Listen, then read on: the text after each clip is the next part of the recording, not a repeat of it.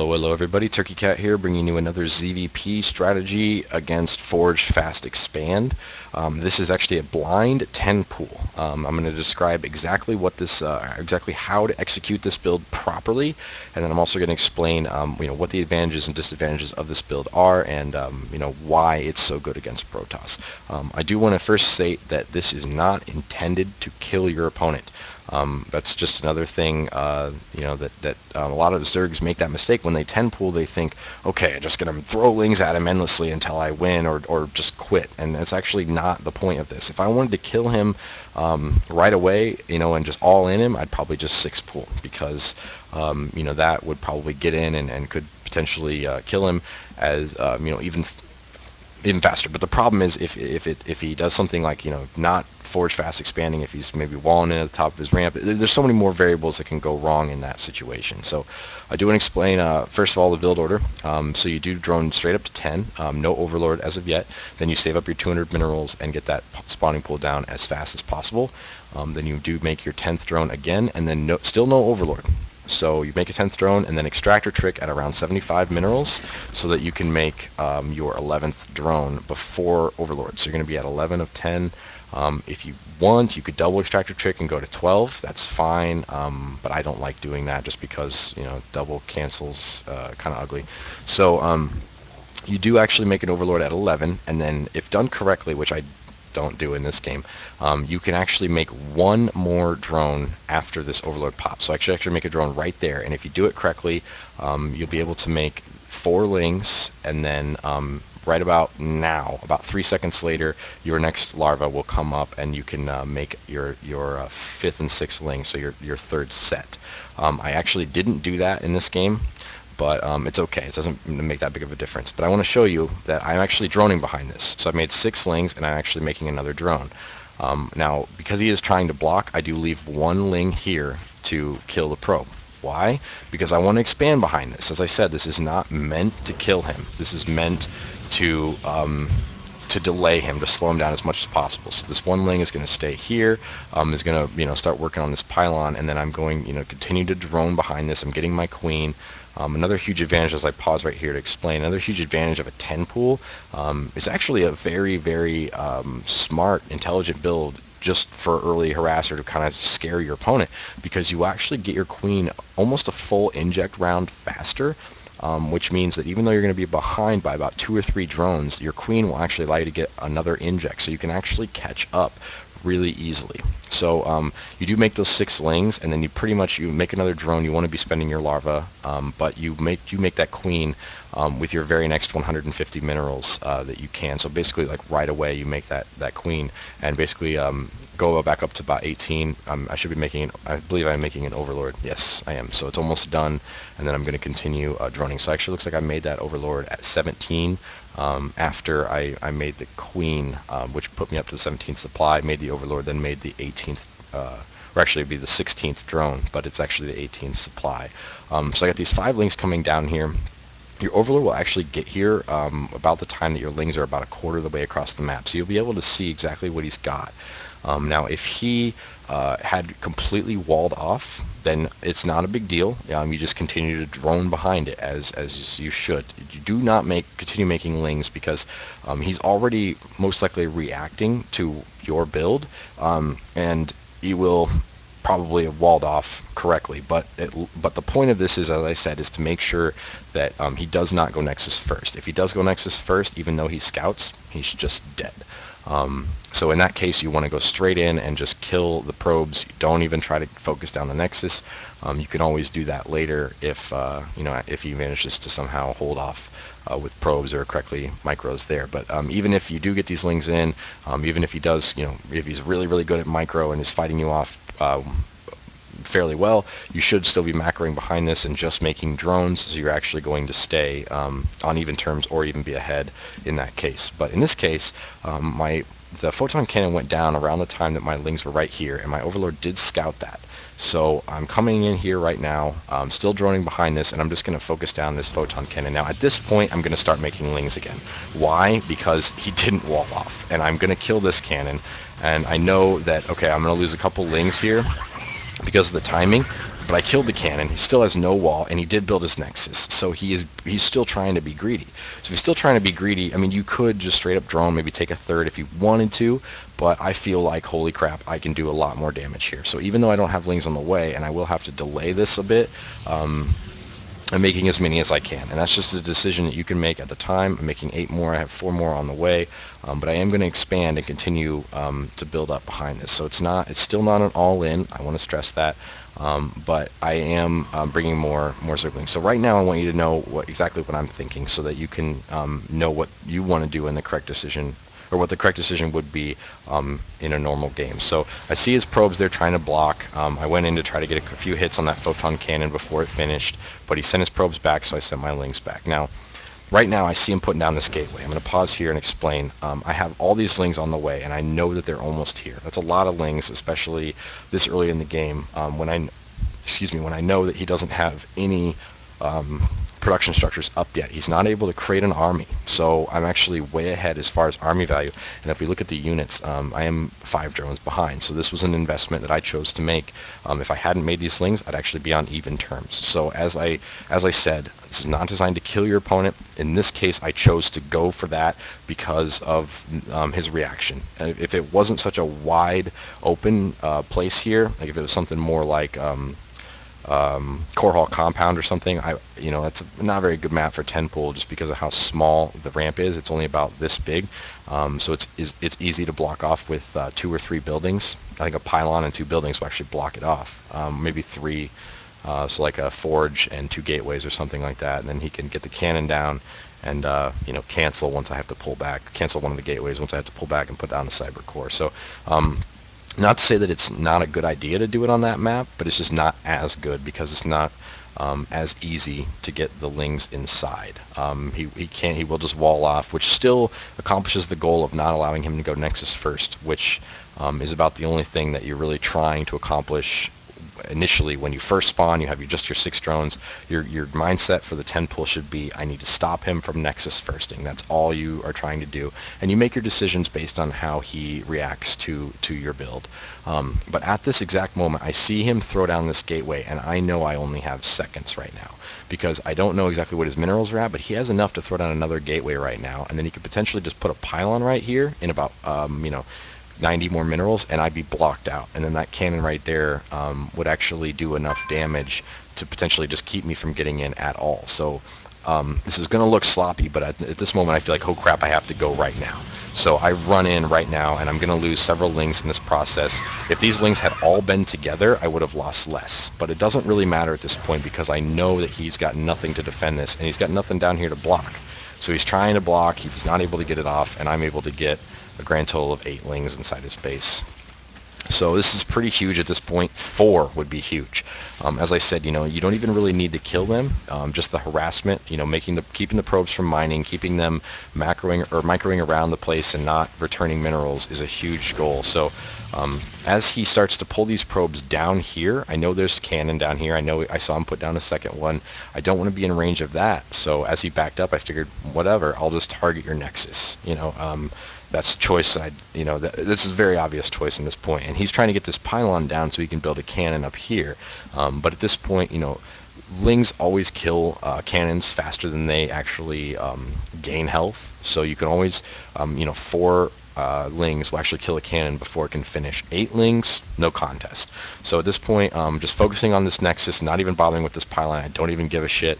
Whenever he comes back to fight my lings to keep him from hitting the nexus, I just fight his probes, because 8 lings versus any number of probes is going to do a lot of damage this early in the game.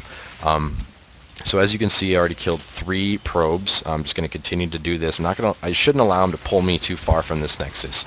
I'm attacking when they come in range, and then as soon as they pull back, I just go back and keep hitting the nexus. So right now, he's not mining at all. Look at this. He's stuck at 15 minerals. Meanwhile, I have an expansion finished. I have a second and third queen on the way. Still injecting. I'm sitting at 18 drones, so I'm actually way ahead at this point. And at this point in the game, I know this nexus is dead. It's going down. I got these lings in here. It's over. I'm going to pause for a second and say that if he had walled this in, even with the investment that I made in those lings, I'd still come down here. I'd still try to hit this, while this cannon was spawning, I'd probably try to hit this gateway as best I could, maybe try to force him to invest more cannons, or maybe another gateway or something in here. Try to get as much out of him as you possibly can, but meanwhile, just make drones and just continue to go. If you know the Nexus is down already, take your third. This is not a bad opening to play standard with, not at all, because you're going to force him to invest a lot more into walling this in than he normally would. Otherwise, he'd probably just be chrono boosting probes, etc., etc. But as you can see in this game, I was actually really successful. Getting that photon cannon down actually won me the game. That's essentially how to look at it. So right here he's got this one zealot. I'm going to try to just kill this pylon. I can actually microed correctly. You can actually beat this zealot easily with this number of zerglings, and as you saw, I was pulling my zerglings back that were taking the first hits, and as he pulls back, I'm just going to start focusing this pylon and then moving the zerglings that are taking the hits so that he's forced to fight all of them at the same time. So at this point, I kill this pylon, and I'm not going to go down here and try to fight this. I know he's making zealots now. I know he's got that one, possibly two, which he does, and I know he's got cannons down here and all these probes. I don't need to fight that. I already know I'm going to win at this point, and this was actually a blunder. I thought that I had these zerglings on hold control here, all the 7 that were left, or 8. I put them right here, and I thought I pressed H as I went back to do this, and I didn't. So some of them went down to fight him, but basically now I do it. I put him back here, and I put him on hold position in a second. But as he brings up his zerglings, or his zealots to fight off my zerglings, I just basically make a whole bunch of move commands around the base. I just want to try to delay him from controlling this area of the map as long as possible. So he's microing intelligently. I'm trying to kill off these guys, but I'm just going to try to leave him in this area and stop him from re-expanding as long as I possibly can. Now right here, I want to show you my view. He pulls back with those zealots. Instead of, he knew that I was just running them around the base in circles, and so he knew he was going to just end up wasting all of his time. And right now he doesn't know what I'm doing in my base, but he thinks that I pretty much went all in with that initial attack, which I didn't. But he must know that behind this, now that I've done my damage, I'm going to start macroing again. He probably doesn't realize that I already am, but this is exactly why I put 3 spine crawlers down immediately. It's because I don't have any units at home, and I don't feel like making units at home. I've got 39 drones to 16 probes. I'm fully saturated on 2 bases. Got double gas. Got an evolution chamber down. I'll explain this a little bit later, but right now I put down 3 spines knowing that he's sending 3 zealots. I actually saw it with this overlord as well, so I know they're on the way. Going back to the everybody cam, you can see that the zealots are almost here, the spines are finishing, and I am producing zerglings at this point, 12. So I'm gonna be totally safe. I got both my queens, my extra queen and my main expansion queen down here. Get a good surround on those zealots, and I am fully safe now. There's absolutely nothing you can do. So my transition plan: get a lair, get a spire. You can do anything. You could do roaches, you could do mass zerglings if you really wanted to. You can go straight for infestors and 3 bases, but I just want to end him now. I know that he's on 1 base. There's nothing he can possibly do. But the reason why I threw down this evolution chamber was because what do protosses do when they're behind? DTs, right? So I actually expect that he's going to do a DT transition, and the evolution chamber, as you can see, I'm not investing in spores. You see a spore crawler anywhere? No, because I haven't seen the Dark Shrine yet, and I know it's going to be a while before he'll actually have it up, even if he is. Now, if I was playing a little faster, I'd probably be using this this overlord down here to see how many gases he has and how much he's mining out of it, like how early he put them down. But does it really matter? No. At this point, I've killed this Nexus. I'm on 2 bases versus his 1. I am miles ahead of him. I have I'm well defended. I've got the evolution chamber in case of the DTs that I know are coming. The Twilight Council is down. That's exactly what he's going for. I still haven't scouted either of those things, but it honestly doesn't matter at this point. The Spire's finishing. I'm going to make some mutas, and in a few minutes here, I'm just going to win this game. Straight up. But I am, now that I have the mutas on the way, 7 of them, I am taking my 3rd with the lings that I have. You see no roach warren down, macro hatch, spreading creep. These are all the correct decisions to make in this situation. But this really isn't important anymore. This isn't what I wanted. This isn't what I want to illustrate. More of the point is, what are your correct decisions depending on what the protoss does? Now, in the beginning of the game, I explained that if he fully walls off here, he's basically made the same investment early than you did by going 10 pool. Because, as I said, if done correctly, you'll be at 12 drones when you're making your first 3 sets of Zerglings. And if that had all been drones, you would only be about, I don't know, a few seconds faster. But those first 3 150 minerals investment into Lings actually, in a little earlier pool, actually force him to do a safer build, and force him to actually make this decision here to not build his Nexus first, and it's going to put you on equal terms. The only time that this build actually will not work for you at all is when he doesn't forge fast expand and instead goes for like an early gateway and wall in kind of thing, at which point the correct decision there is just to immediately expand, and immediately just start trying to scout him in other ways. Poke up with the Lings, see if he's four-gating you, what exactly he's doing. Get a single gas, get speed. Start to play a more standard game, but really, you're going to see that if done correctly, you're only going to be about 2 to 3 drones behind in their first few minutes of the game, but your queen's going to come out a full larva inject faster. So if actually done correctly, if you just make the 6 slings and then transition back into making drones behind it, then even in a game where you don't manage to do this much damage early, i.e. killing the entire Nexus, you're totally fine. You're still going to end up catching back up. You're just slightly delayed in having that earlier drone count than you, or basically a later drone count than you otherwise would, but it is not an all-in. It is not a kill him strategy. If done correctly, this should be harassment. This should scare him into investing into these gateways, this forge, these, he had 2 cannons here. He did kill one, but into 2 cannons, or even 1 cannon, rather than going Nexus first, which is just another strategy to force your Protoss player behind in the early stages of the game. And this muted transition was an easy decision considering I killed this Nexus. If any case, when you don't, your first 6 slings, or 5 in this case, come down here, start poking around, maybe doing some damage while this cannon finishes, and then you pull back when the cannon finishes. Meanwhile, you should have your natural expansion down. You'll have your 2nd and 3rd queen on the way probably at that point, and you can just take your 3rd, and you'll be safe for a few minutes. Now, if he does choose to do this kind of thing where double gateway, which as you saw was pretty late, but the main reason for that was because he had to build another cannon. Because I killed the first one. If that hadn't happened, if he had straight up walled in with 2 gateways, and then it's really important to make sure you watch whether he cancels one and replaces it with a cyber core, or whether or not he leaves both gateways, because it's going to really change your decision making.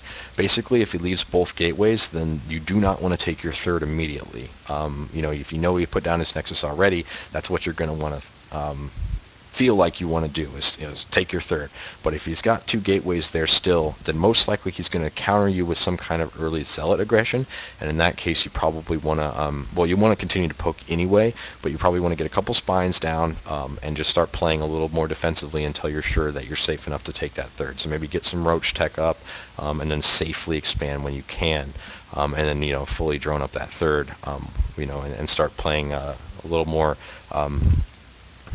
defensively while you investigate him, scout him, see what he's doing, see what his kind of transition is. But if he instead does what most Protosses will do and cancels that 2nd gateway and puts down a cyber core in its place, then it'll buy you a little bit more time.